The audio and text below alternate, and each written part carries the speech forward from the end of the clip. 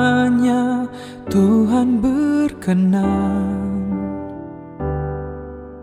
memberkati rumah keluargaku. Apa yang telah Tuhan berkati, diberkatilah untuk selamanya. Sebab Tuhan melindungi, Tuhan menyinari dengan wajah-Nya, memberi kasih karunia, damai sejahtera. Tuhan Yesus berkati. Salam jumpa kembali Bapak Ibu yang dikasihi oleh Tuhan Yesus Kristus.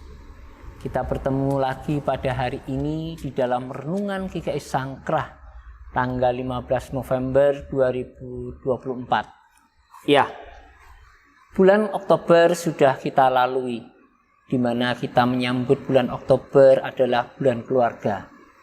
Tetapi Bapak Ibu, sesungguhnya bulan keluarga bukan hanya terjadi di dalam bulan Oktober, tetapi bulan-bulan berikutnya adalah bulan juga untuk keluarga kita. Bagaimana kita menghidupinya, bagaimana kita membuat sejahtera di dalam keluarga kita. Berkenaan dengan itu Bapak Ibu, pada hari ini kita akan meneruskan tema kita tentang keluarga yang beberapa waktu yang lalu pernah saya sampaikan dalam renungan GKI Sangkrah tanggal 22 Oktober 2024. Sebelum kita bersama-sama merenungkan firman Tuhan, marilah kita sama-sama berdoa. Tuhan Yesus, terima kasih untuk hari ini, di mana kami boleh mendengarkan sapaan-Mu Tuhan, yang memberikan kepada kami kekuatan, sekaligus memberikan kepada kami pengertian akan apa yang Kau inginkan di dalam kehidupan berkeluarga. Untuk itulah ya Tuhan, berbicaralah, sebab kami hamba-Mu mendengarkannya. Hanya di dalam nama Tuhan kami Yesus Kristus kami berdoa. Amin. Bacaan kita hari ini terambil dalam kitab Yohanes pasal yang kedua, ayat yang pertama hingga ayat yang ke-11. Perikop ini berjudul perkawinan di Kana. Saya yakin Bapak Ibu sudah seringkali mendengar, ya, tetapi hari ini kita akan membahasnya untuk sesuatu yang berbeda. Pada hari yang ketiga, ada perkawinan di Kana yang di Galilea, dan Ibu Yesus ada di situ. Yesus dan murid-muridnya diundang juga ke perkawinan itu.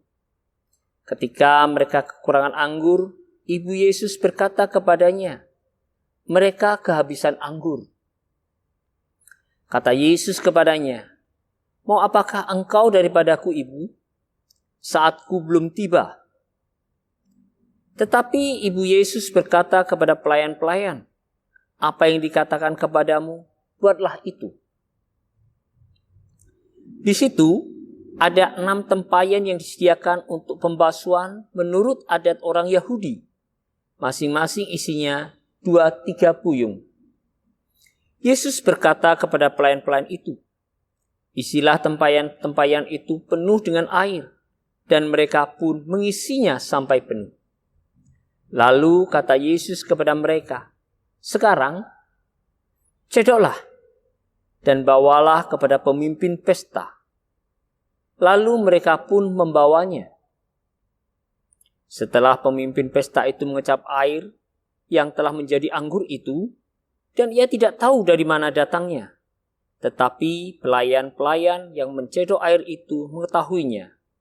Ia memanggil mempelai laki-laki dan berkata kepadanya, "Setiap orang menghidangkan anggur yang baik dahulu, dan sesudah orang puas minum, barulah yang kurang baik.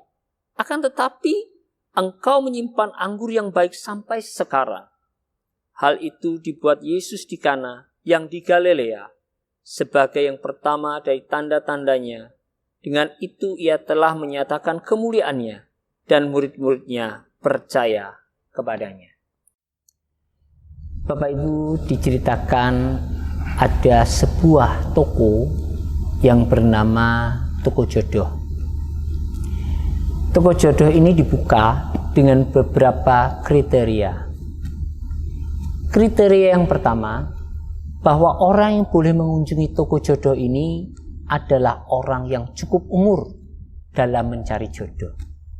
Yang kedua, bahwa orang ini adalah orang-orang yang belum pernah beristri. Singkat cerita, Bapak Ibu, ada seorang yang tertarik, namanya David. David ini berkunjung ke toko jodoh. Di situ dia bertemu dengan seorang resepsionis dan diterangkan oleh resepsionis tentang syarat-syarat khusus.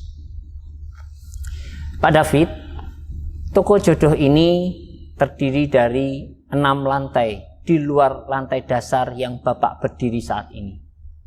Setiap lantai itu dihuni oleh seorang perempuan yang mempunyai kriteria sendiri-sendiri. Dan setiap lantai yang ada di atasnya mempunyai level yang lebih tinggi. Ada syarat yang Bapak harus tahu. Ketika Bapak sudah ada di lantai 2, Bapak tidak boleh kembali ke lantai 1. Berikutnya, kalau Bapak sudah ada di lantai 3, Bapak tidak boleh turun ke lantai yang kedua. Kalau Bapak hendak keluar, ada pintu belakang untuk Bapak bisa turun melalui tangga yang kami sediakan. Maka Pak David pun setuju. Maka mulailah Pak David masuk ke lantai 1. Di lantai 1 di situ tertulis di depan pintu, perempuan yang ada di sini adalah seorang perempuan yang cantik. Karena Pak David ingat akan perkataan resepsionis bahwa setiap tingkat di atasnya mempunyai level yang lebih tinggi. Maka dia naik ke lantai 2. Dan betul, di situ dia mendapati tulisan di pintu, perempuan yang menghuni tempat ini cantik dan pandai memasak. Pak David berpikir lagi, bagaimana kalau seandainya saya naik ke lantai 3? Dia segera naik ke lantai 3. Di situ tertulis, perempuan yang ada di sini cantik, pandai memasak, dan sayang terhadap anak. Wah, semakin penasaran Pak David. Akhirnya Pak David naik ke lantai yang keempat. Di situ tertulis, perempuan di sini cantik, pintar memasak, sayang terhadap anak, dan punya pekerjaan. Wah, semakin penasaran ini. Akhirnya Pak David naik ke lantai yang kelima. Dan benar, di lantai kelima itu tertulis, di sini yang menghuni adalah seorang perempuan yang super cantik, pandai memasak, sayang anak, hormat pada orang tua, dan punya pekerjaan sendiri. Rasa penasaran itu yang akhirnya membawa Pak David naik ke lantai 6. Setelah Pak David naik ke lantai 6, di situ dia ditemui oleh seorang penjaga lantai 6 dan berkata, "Selamat siang Pak David, mohon maaf. Di sini tidak ada perempuan yang Bapak cari sesuai dengan kriteria yang lebih tinggi lagi. Untuk itu, silakan Bapak David keluar melewati pintu belakang dan turun langsung ke lantai dasar." Dari pelajaran ini Bapak Ibu, ada satu hal yang menarik. Coba kita renungkan di dalam kita berpasangan. Seandainya pasangan kita adalah seorang yang sempurna, apakah pada waktu itu Bapak Ibu dia memilih kita? Jangan-jangan enggak. Dia sadar dia punya kekurangan. Karena dia sadar bahwa punya kekurangan, maka dia memilih kita. Untuk itulah Bapak Ibu, cobalah kita introspeksi diri. Kita juga orang yang punya kekurangan, sama seperti pasangan kita yang punya kekurangan. Tuhan menciptakan dan Tuhan menjodohkan kita dengan pasangan kita bukan satu kebetulan, tetapi Tuhan ingin kita saling melengkapi.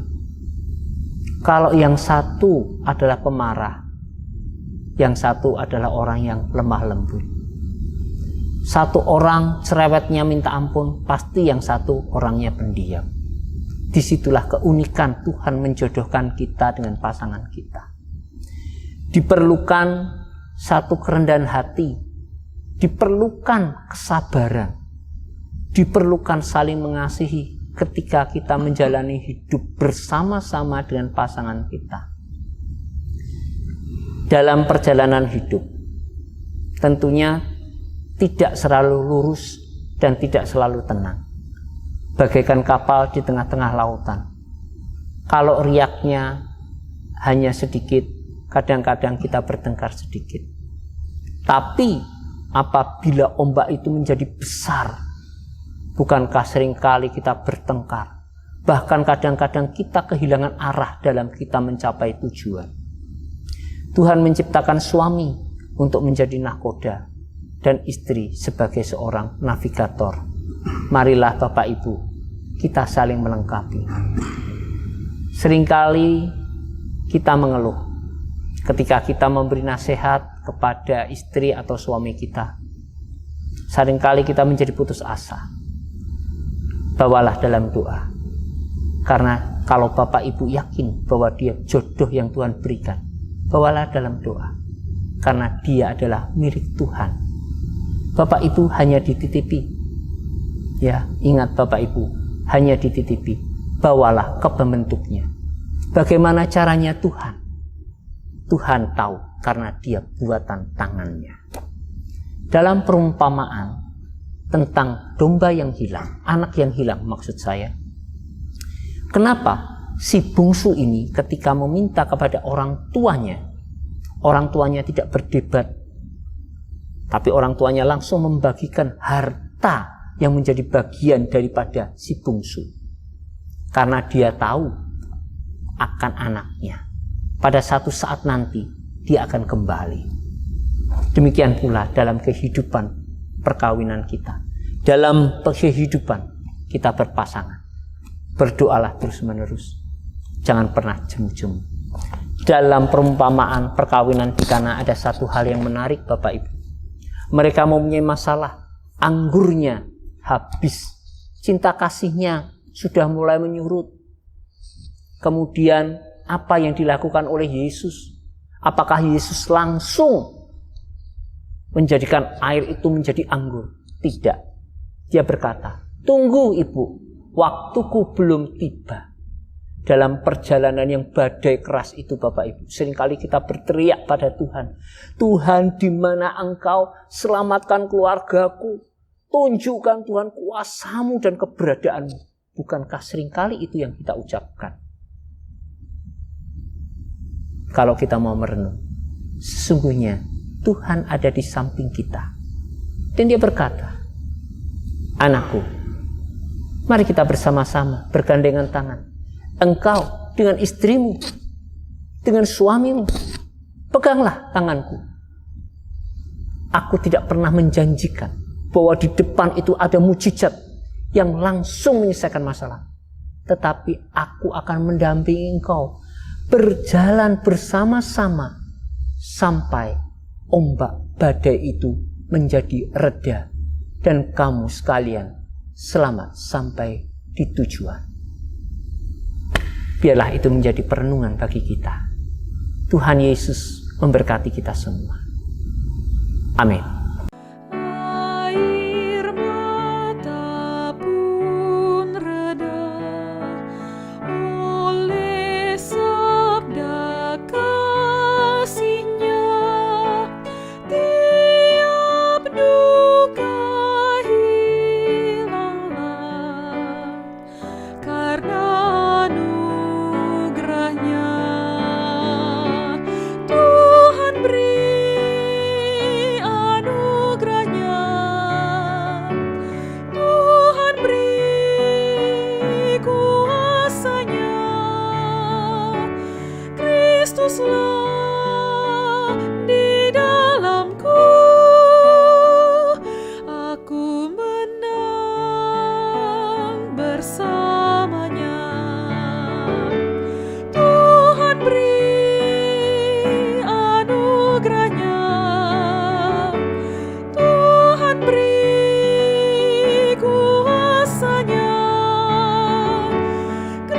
Kristuslah di dalamku,